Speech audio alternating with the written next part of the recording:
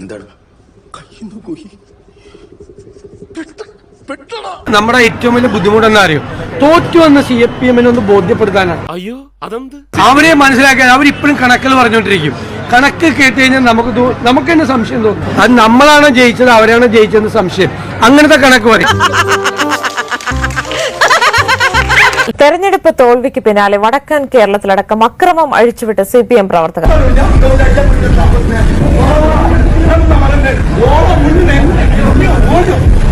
തെരഞ്ഞെടുപ്പ് ഫലം വന്നതിന് ശേഷമുള്ള അക്രമത്തിന്റെ ദൃശ്യങ്ങളാണ് ഇപ്പോൾ പുറത്തുകൊണ്ടിരിക്കുന്നത്. എന്റെ ദൈവമേ, അപ്പൊ കുടുംബടക്കം കള്ളന്മാരാണ്.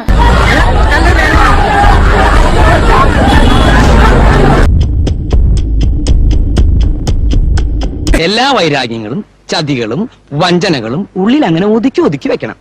എന്നിട്ട് സമയം നോക്കി അതിൽ ഓരോന്നായി പ്രയോഗിക്കണം. ഇത് CPMന് വലിയ തിരിച്ചടി ഉണ്ടാവും. ഈ അക്രമം കൊണ്ടൊന്നും കോൺഗ്രസിനെയോ UDFനെയോ തോൽപ്പിക്കാന്ന് കരുതണ്ട.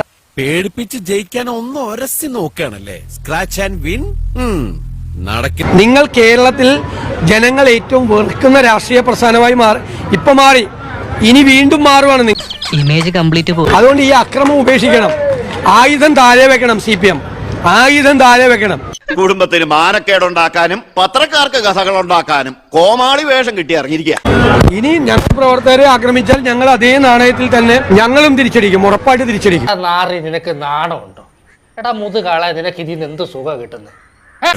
ഞങ്ങൾ അങ്ങ് ഇറങ്ങട്ടെ. ആയിക്കോട്ടെ, സന്തോഷായി. അപ്പൊ എങ്ങനെ ഇവിടെയൊക്കെ തന്നെ കാണുമല്ലോ അല്ലേ?